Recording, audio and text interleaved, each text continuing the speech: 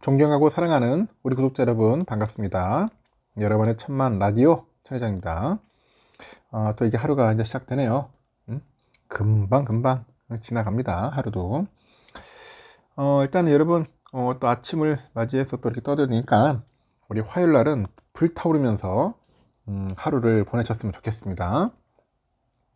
좋은 일들이 가득하길 바라면서 천회장 여러분들에게 주문을 외워볼게요. 잘 돼달라고. 잘 돼야죠. 잘 먹고 잘 살기 위해서 주식 투자하는 건데 여러분들은 잘 될 겁니다. 부자들이 절대 안 하는 습관이 있어. 부자들은 절대 안 하는 그 가난을 부르는 습관. 이게 뭐냐? 사람들은 그 부자라고 하면은 그 명품 차를 타고요, 명품 옷을 또 입고 남부럽지 않은 그런 풍족한 생활을 하는 사람들을 상상을 할 겁니다. 부자라고 한다면은.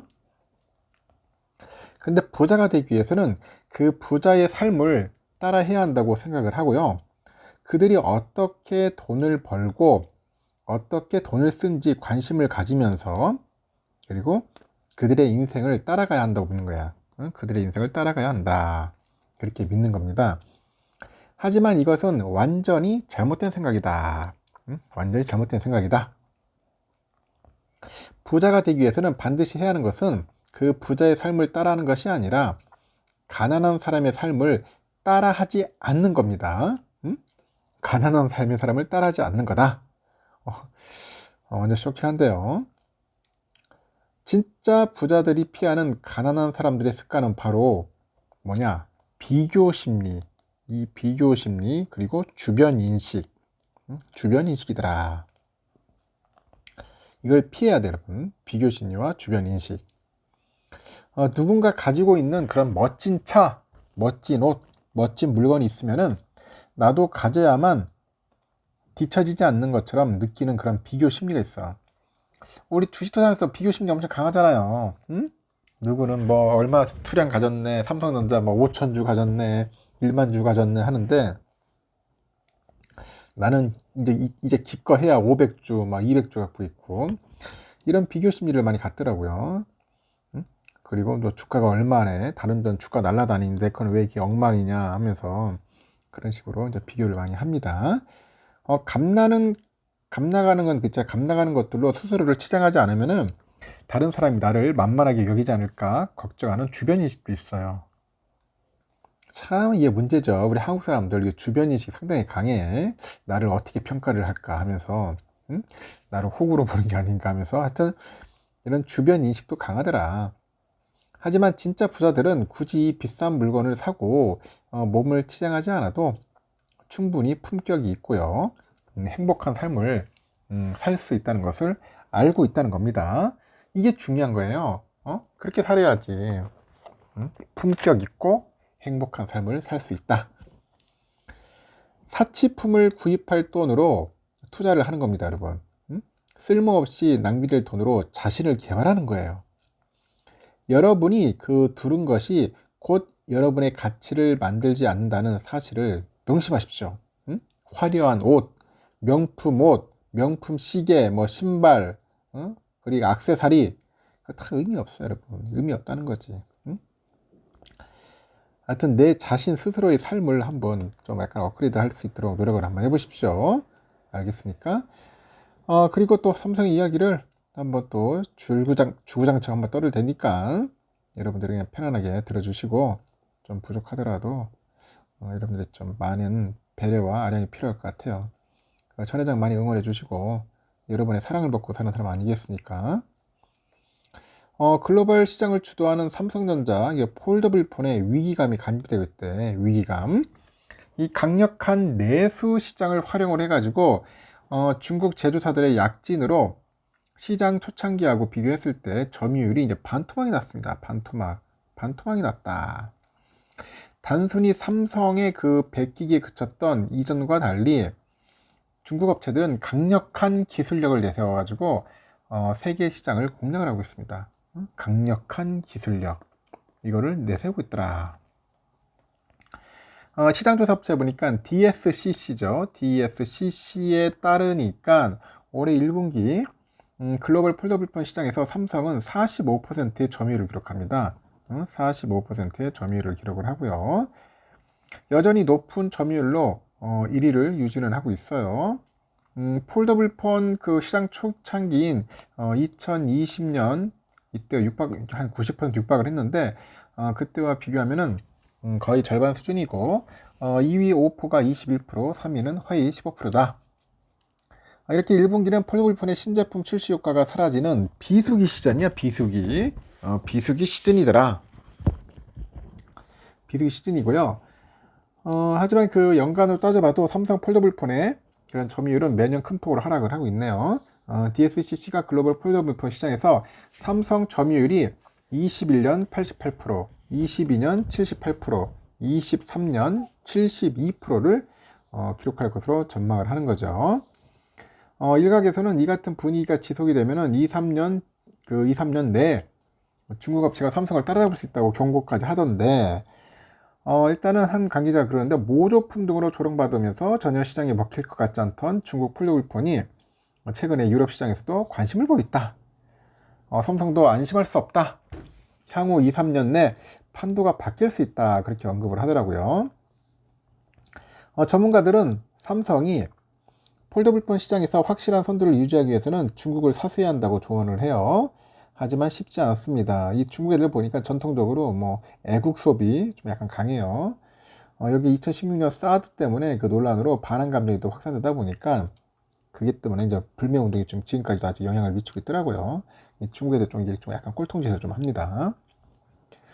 중국은 이 같은 상황을 타개하기 위해서 중국 사업 혁신팀을 이제 신설을 해가지고 삼성은 뭔가 이거 해야 돼. 진짜 말대로 혁신적인 뭔가 필요할 것 같아요.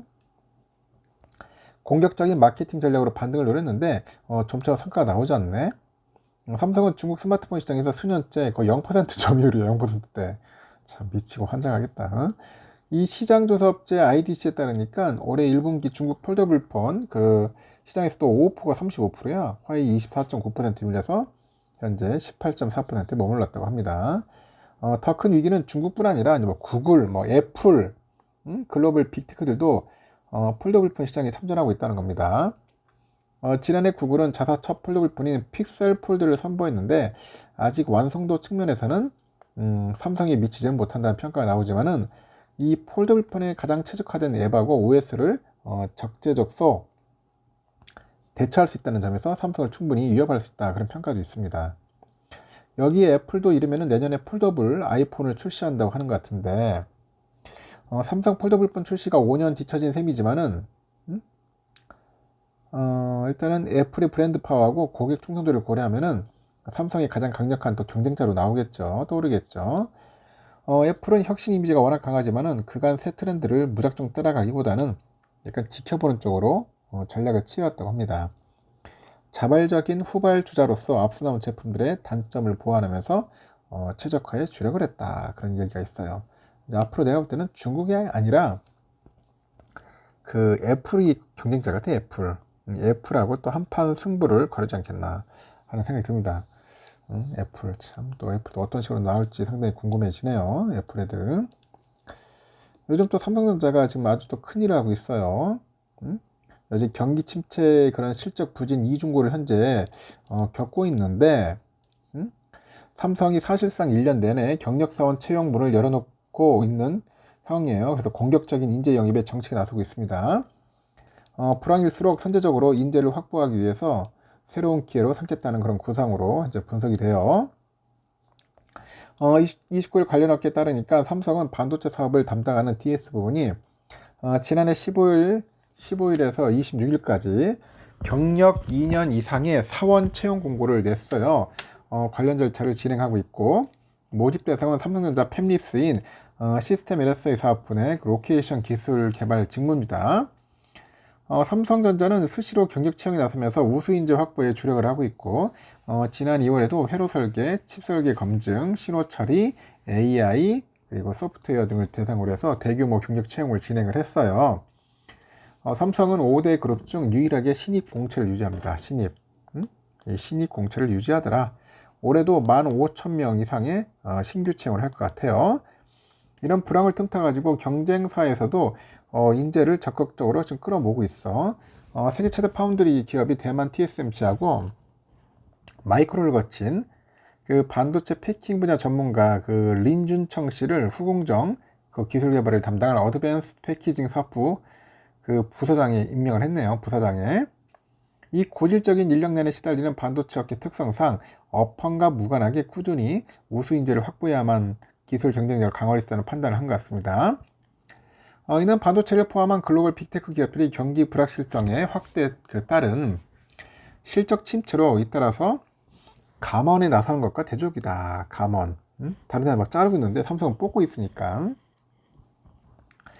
미국의 기술 분야 감원 현황을 보여주는 사이트가 있어요. 레이오프. 레이오프에 따르니까 올해 715개 그 테크 기업 중에서 19만 9,889명을 정리해고했어. 연간 1,057개 기업이 16만 4,700명 정도 구조조정했던 지난해 수준을 이미 훌쩍 뛰어넘었는데 세계 최대 반도체 기업 인텔이 오는 25년까지 인력 구조조정을 통해 가지고 연간 최대 100억 달러를 절감한다는 그런 계획도 있어요. 삼성과 하이닉스와 더불어서 D램 업계 빅3죠. 미 마이크론도 올해 직원 수를 전년 대비했을 때 10% 감축한다는 목표를 갖고 있더라고요. 이렇게 업계 관계자가 그래요. 대학 졸업 후에 채용을 보장하는 이 반도체 기획학과 설립에 열을 올리고 있지만은 여전히 국내에서 배출되는 반도체 인력 풀 자체가 크지 않은 상황이라고 합니다. 삼성전자가 경력 채용에 적극 나서면서 디스플레이 등 다른 업종 개발자들이 이직하는 사례가 꾸준히 늘고 있다. 그런 이야기가 있습니다. 하여튼 블랙홀처럼 많이 좀 빨아들이는 것 같아요. 참. 하여튼 인재가 상당히 중요한 것 같습니다. 사람 부족한 거는 어디 가나 마찬가지인 것 같아요. DS 부분. 벌써 7만 명이 넘어 7만 명. 야. 하여튼 여러분 혹시라도 반도체에 관심 있는 분들은 삼성전자에 한번 지원을 해보시기 바랍니다. 스마트 TV가 요즘 보편화되다 보니까 TV 속에 들어가는 플랫폼 경쟁도 치열해져요. 갤럭시 안드로이드 OS하고 아이폰 iOS처럼 TV 플랫폼 경쟁력이 따라가지고 소비자 선택이 달라질 수 있기 때문이겠죠. 이렇게 플랫폼 사업에서 나오는 광고 수익도 쏠쏠하다는데 삼성과 LG전자 등 가전업체들은 이 사업을 키우고 있어. 전자업계에 따르니까 올해 1분기 타이젠 OS를 적용해서 삼성 스마트 TV가 누적 연결 대수가 2억 5천만 대 돌파했네. 누적 연결 대수는 현재 인터넷에 연결해서 사용하는 숫자를 의미합니다. 이 타이젠 OS는 삼성 TV 운영 체제인데 시청자가 좋아하는 컨텐츠를 찾도록 도와주는 유니버셜 가이드하고 맞춤형 그런 운동 컨텐츠를 제공하는 삼성 헬스 그리고 다양한 온라인 동영상 서비스 등이 이 타이젠 OS에 포함되어 있어요. 삼성은 타이젠 OS 삼성 TV뿐 아니라 그런 다른 제조사와도 협업을 해가지고 현재 세계 300개국에 공급을 하고 있답니다.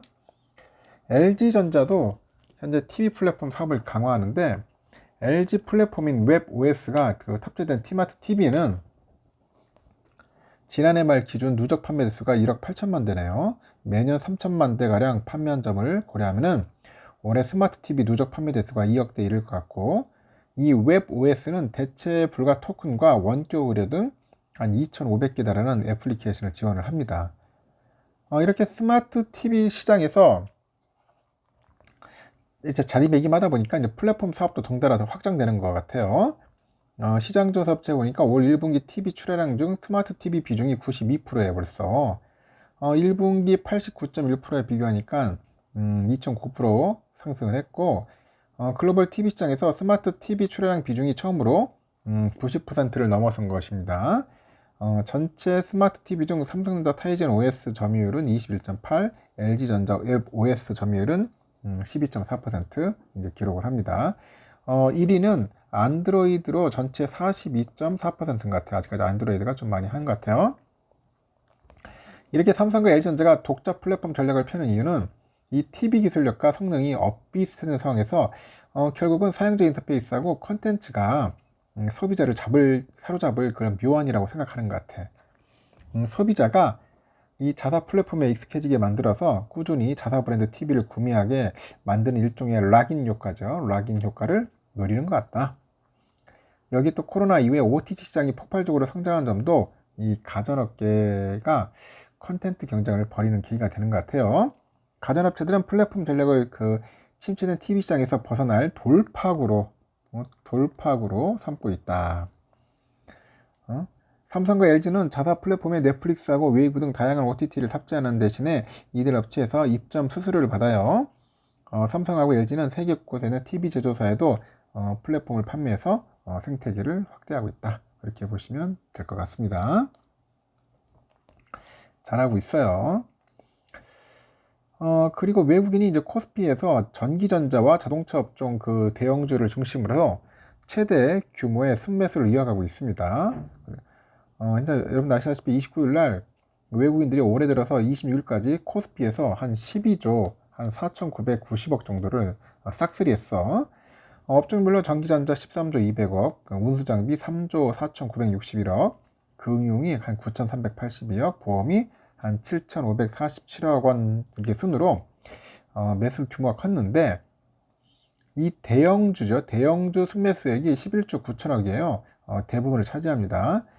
즉 외국인들이 전차 대형주를 집중 사는 거예요. 전차, 전기전자, 자동차, 전차 대형주를 집중적으로 사들인다. 이렇게 외국인이 가장 많이 순매수한 종목은 시가총액 1위인 삼성전자예요. 5개월간 9조 8,147억을 샀어. 현대차 1조 2,700억, SK 하이닉스 1조 1,146억, SDI 9,718억, 기아는 5,504억 이렇게 되는데 삼성만 거의 막 몰빵 때리는 거예요. 특히 주목할 부분은 삼성과 하이닉스의 반도체 투톱 종목에 대한 매수 강도가 이달 들어서 강해지고 있네. 외국인이 올해 들어서 삼성을 하루에 5천억 넘게 사들인 것이 세 번인데 5월에 두 차례죠. 19일, 26일. 하이닉스는 올해 하루에 2천억 이상 순매수한 사례가 이달에만 벌써 세 차례예요. 16일, 25일, 26일. 올해 코스피하고 삼성에 대한 외국인 순매수액은 한국거래소가 통계 집계를 시작한 1998년 이후 최대치랍니다. 이렇게 삼성전자가 반도체 다운사이클 이후에 승자가 될 가능성이 높고 내년 반도체 상승세 진입이 예상돼서 삼성에 대한 자금 유입은 당분간 지속될 거예요. 거의 모든 경기 선행 지표가 상승 전환했고 3분기 중에 실수요 개선도 기대되죠. 삼성과 하이닉스 목표 주가 95,000원, 127,000원으로 하향 조정합니다. 지금 보니까 하이투자에서 자동차 업종에서는 현대차, 기아가 올해 1분기 역대 최대 실적을 기록했네. 외국인 애들이 막 지금 매수에 들어오고 있는데 현대차하고 기아는 1분기 합산 기준이 6조 5천억이에요. 영업이익을 거뒀습니다. 돈 많이 벌었어요. 현대차는 산업평균 대비 낮은 재고 수준을 유지하고 있네요. 향후 외형 성장과 수익성 개선이 지속적으로 가능할 것이다. 그렇게 보고 있고 지난 3년 동안 현대차와 기아의 글로벌 시장 점유율은 계속 상승했는데 이 중고가의 중대형 차량 판매가 늘어나가지고 판매 단가도 올랐습니다. 여기에 현대차의 우선주 배당 수익률이 8에서 9%에 달하는 주주 환원 정책도 앞으로 주가의 매력적인 요소로 작용할 것이다. 그렇게 이야기를 하는 것 같습니다. 다만 전기전자와 자동차 관련주는 대표적인 경기 민감주인 만큼 앞으로 글로벌 경제 흐름에 따라서 실적이 부진해서 주가가 하락할 위험이 있다는 것도 여러분들 참고하셔야 할 겁니다. 하여튼 삼성전자는 여기까지 하겠습니다. 여러분 힘내시고 외국인들이 싹쓸이 한다. 싹쓸이. 하여튼 외국인들과 같이 가다가 보면은 좋은 결과 있을 거예요. 그때 가서 여러분들 수익 많이 나면은 매도하고 수익 실현하십시오. 하시고 되고 장기 투자하실 분들은 장기로 가는 거고 단기 하실 분은 단기로 하십시오. 알겠습니까? 좋은 하루 보내십시오. 여러분 감사합니다.